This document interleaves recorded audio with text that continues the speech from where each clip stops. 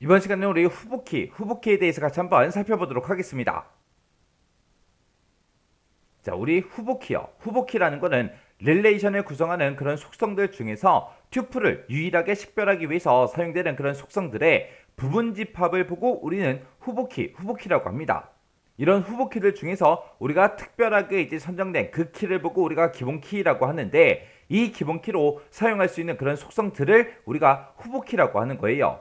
만약에 후보키에 만약에 5개가 있다. 그 5가지 모두 다 우리가 이제 기본키로 다 사용할 수 있어요. 자, 이게 무슨 말인지 좀 보자고요.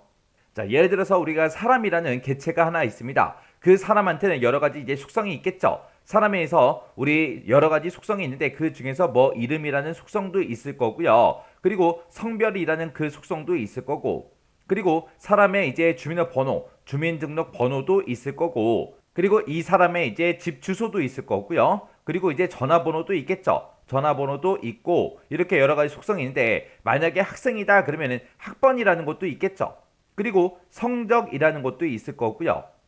그리고 이 사람이 이제 어느 학교인지 그 소속도 있을 거예요. 그리고 어떤 거를 전공하고 있는지 그 전공 과목도 이제 있고, 여러 가지 이런 여러 가지 속성들로 이제 구성이 돼 있을 겁니다. 이렇게 이제 여러 가지 속성이 있을 때 이런 속성들 중에서 각각의 이제 사람들을 서로 이제 구분할 때 유일하게 식별할 수 있는 게 뭐가 있는지 좀 찾아보자고요. 자, 우리 이름 같은 경우에는 각각의 이제 사람들을 유일하게 식별할 수 있다 없다? 없다. 왜? 동명이인이 있을 수도 있기 때문에 이 이름만 가지고는 우리가 어떤 사람이 어떤 사람인지 구분이 안 된다고요. 성별은 당연히 안 되겠죠. 그리고 주민번호요. 이 주민번호는 똑같은 사람이 있다 없다? 없다. 해서 우리가 주민번호만 있으면 어떤 사람이 어떤 사람이다 정확하게 구분할 수 있겠죠.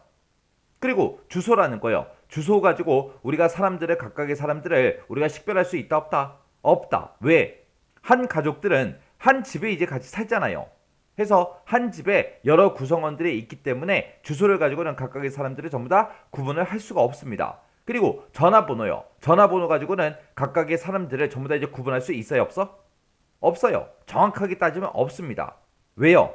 전화가 없는 사람들도 있기 때문에. 만약에 100명의 사람이 있는데 이 100명의 사람들을 싹 다 이제 전화를 다 가지고 있으면 그 전화번호 가지고 누가 누군지 구분할 수 있다고요. 근데 전화가 실제로 없는 사람들도 있기 때문에, 존재하기 때문에 이 전화번호 가지고는 우리가 각각의 사람들을 구분을 할 수가 없습니다. 그리고 학번이다 그러면 학번을 가지고는 우리가 각각의 사람들을 구분할 수 있다 없다? 있더라. 왜? 학생이라면 전부 다 이제 학번이라는 걸 다 가지고 있을 거 아니에요. 그죠? 그래서 학번을 가지고도 각각의 이제 사람들을 전부 다 이제 구분해 낼 수 있습니다. 그리고 성적을 가지고는 각각의 사람들을 구분할 수 있다 없다? 당연히 없겠죠. 그리고 소속을 가지고도 못할 거고요. 전공 과목을 가지고도 할 수가 없습니다. 해서 사람의 기준으로 봤을 때 이렇게 여러 개의 속성이 있을 때 그 중에서 각각의 이제 사람들을 유일하게 식별할 수 있는 거는 주민등록번호하고 학번하고 이 2가지밖에 없습니다. 이 2가지 속성을 싹 이제 묶어서 우리는 후보키라고 그렇게 이제 부르는 거예요. 그래서 이 2가지 모두 다 각각의 이제 투플들을 유일하게 식별하기 위해서 사용되죠. 그런 속성들의 부분 집합, 그런 속성들을 묶어 놓은 거를 보고 우리는 후보키라고 그렇게 이제 부르는 겁니다. 그러면 이런 사람들의 속성이 있을 때 이걸 가지고 이제 학교에서 만약에 데이터베이스를 구축을 한다 그랬을 때는 주민등록보다는 학번을 가지고 서로 구분하는 게 더 좋겠죠. 그때 이 학번이 이제 기본키가 되는 겁니다. 그리고 우리 시청이나 동사무소나 그런 데서는 학번을 가지고 각각의 사람들을 구분해야 하네? 안 하겠죠. 그런 데서는 뭘 가지고 한다? 주민등록번호 가지고 하더라. 그러면 그런 곳에서는 이 주민등록번호가 이제 기본키가 될 거예요. 해서 주민등록번호를 기본키로 설정을 하든 학번을 가지고 기본키로 설정하든 아무 상관없는 거죠. 어차피 이 2가지 모두 다 각각의 이제 사람들 전부 다 식별할 수 있어요. 해서 이런 기본키로 사용할 수 있는 이런 키들을 여러 개 이제 묶어 놓은 거, 주민번호다 학번이다 해서 이 2가지를 그렇게 부분 집합으로 묶어 놓은 걸 보고 우리는 이제 후보키라고 그렇게 이제 부르는 거고, 이 후보키들은 전부 다 이제 뭘로 사용할 수 있다? 기본키로 사용할 수 있는 그런 속성들을 우리가 후보키라고 하더라. 그렇게 이제 기억하시면 됩니다. 그래서 얘는 하나의 릴레이션에서 하나의 이제 테이블에서 중복된 그런 튜플들이 있을 수 없기 때문에 모든 릴레이션에는 반드시 하나 이상의 후보키가 존재합니다. 그리고 후보키라는 거는 릴레이션에 있는 모든 튜플에 대해서 유일성과 최소성 이 두 가지를 싹 다 이제 만족시켜야 돼요. 여기서 이제 유일성이다라고 얘기하는 거는 유일성이라는 거는 하나의 키 값으로 하나의 튜플만 유일하게 식별할 수 있어야 된다. 그런 거를 보고 우리가 이제 유일성이라 그래요. 이 주요 번호는 똑같은 사람이 존재할 수가 없죠. 학번도 마찬가지고요. 이름은 유일성이라는 성질이 있어요? 없죠. 동명이인이 있잖아요. 성별도 남녀 두 가지밖에 없다고요. 남자들도 엄청나게 많고 여자들도 엄청나게 많죠. 해서 유일성에 만족하지 못한다고요. 주소도 마찬가지요.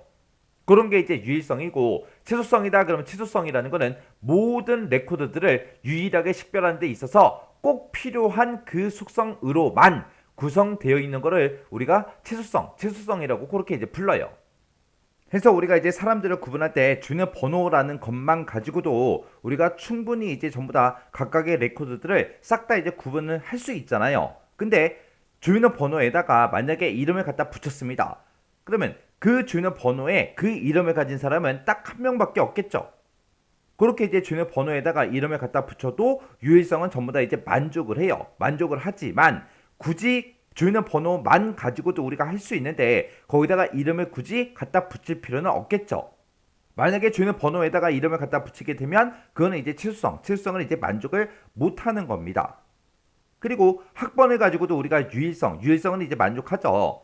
해서 학번만 가지고도 우리가 충분히 각각의 이제 튜플들을 전부 다 이제 식별해 낼 수 있는데 그 학번에다가 만약에 성별을 갖다 붙였어요. 학번에다가 이제 성별을 갖다 붙여도 유일성은 전부 다 이제 만족을 하겠죠. 근데 최소성은 이제 만족을 시키지 못한다고요. 굳이 우리가 학번 하나만 가지고도 우리가 모든 레코드를 전부 다 이제 식별을 할 수 있는데 거기다가 굳이 성별을 갖다 붙일 필요가 없다고요. 만약에 학번에다가 성별을 갖다 붙였다. 그러면 이제 최소성을 이제 만족을 못하는 겁니다. 그래서 최소성이라는 거는 모든 레코드를 유일하게 식별하는데 꼭 필요한 그 속성으로만 구성이 되어 있어야 최소성을 만족을 합니다. 그런 게 이제 최소성이요. 그래서 지금 여기 예시를 보니까 학생이라는 릴레이션이 있대요. 학생 릴레이션이 지금처럼 이렇게 이제 구성이 되어 있습니다. 여기 보니까 이제 학번도 있고요. 주민번호라는 것도 있고 성명도 있죠. 근데 성명은 이제 동명이인이 있을 수도 있기 때문에 이 성명을 가지고는 각각의 이제 사람들을 서로 구분할 수가 없어요. 근데 이 학번이라는 걸 가지고는 우리가 구분할 수 있겠죠. 왜? 학번이 똑같은 사람은 없으니까. 그리고 주민등록번호도 똑같은 사람이 존재하지 않기 때문에 이 주민번호를 가지고도 우리가 이제 각각의 레코드를 전부 다 이제 식별할 수 있다고요. 그때 이 학생 릴레이션에서 학번이나 주민번호 이런 것들은 다른 레코드를 유일하게 구별할 수 있는 그런 기본키로 우리가 사용을 할 수가 있습니다. 이 두 가지를 묶어서 우리는 후보키다. 그렇게 이제 부르는 거예요. 이런 걸 보고 우리가 후보키라고 합니다. 이 후보키의 특징 정확하게 여러분들 알고 계셔야 돼요. 얘는 실제 시험 문제에서도 나온 적이 있고 시험 문제상에서 무슨 키다 했을 때 이게 뭔지 정확하게 딱딱딱 머릿속에 떠올라야 우리가 문제를 풀 수가 있어요. 그래서 이 후보키라는 아이들 중에서 기본키라는 거를 우리가 선택해서 쓸 수 있더라. 그래서 기본키로 사용할 수 있는 그런 속성들, 그런 여러 가지 속성들을 우리는 묶어서 후보키라고 부르는 거예요. 예를 들어서 우리 대통령 선거를 한다고 생각해 보세요. 자, A라는 후보도 나왔고요. B라는 사람도 이제 대통령이 되겠다 나왔습니다. C라는 사람도 나왔어요. 그리고 D라는 사람도 나왔습니다. 이렇게 이제 네 명이 대통령이 되겠다고 서로 이제 나왔습니다. 그래서 이제 선거를 시작하겠죠. 이 네 명을 싹 다 이제 묶어서 우리는 후보키라고 그렇게 이제 부르는 거예요. 그러면 A라는 사람이 만약에 표를 많이 받으면 A라는 사람이 이제 대통령이 되겠죠. B라는 사람이 만약에 많이 표를 받았다. 그러면 이제 B라는 사람이 대통령이 될 거고요. C라는 사람이 많이 받으면 C라는 사람이 이제 대통령이 되는 거고, D라는 사람이 만약에 표를 많이 받았으면 이 D라는 사람이 이제 대통령이 될 거예요. 그렇게 이제 대통령이 될 수 있는 사람들을 싹 다 이제 묶어서 우리가 후보라고 그렇게 이제 부르는 거예요. 그래서 얘네들을 싹 다 이제 묶어놓은 걸 보고 우리는 이제 후보키 그렇게 이제 부르는 거고요. 그 중에서 만약에 D라는 사람이 표를 제일 많이 받았어요. 그러면 이 사람이 이제 당선이 되겠죠. 그러면 이 사람 한 명을 우리는 이제 기본키라고 그렇게 이제 부르는 거고요. 그리고 이 후보키들 중에서 기본키를 제외한 나머지 이제 A, B, C가 있겠죠. 요 A, B, C를 우리는 묶어서 우리는 대체키라고 그렇게 이제 부릅니다. 그래서 A, B, C를 우리는 묶어서 뭐라고 부른다? 대체키라고 그렇게 이제 부르더라. 그래서 이 후보키라는 거는 대통령이 될 수 있는 그런 사람들을 이제 묶어 놓은 거다. 여기서는 기본 키로 사용할 수 있는 그런 값들, 그런 속성들을 싹 다 이제 묶어 놓은 거. 그걸 보고 우리는 후보키라고 하더라. 그 중에서 당선된 걸 보고 우리는 뭐라고 한다? 기본 키라고 하더라. 그리고 이 후보 키들 중에서 기본 키를 제외한 나머지 A, B, C를 보고 우리는 뭐라고 한다? 대체 키라고 하더라. 그렇게 이제 이해하고 지나가시면 돼요.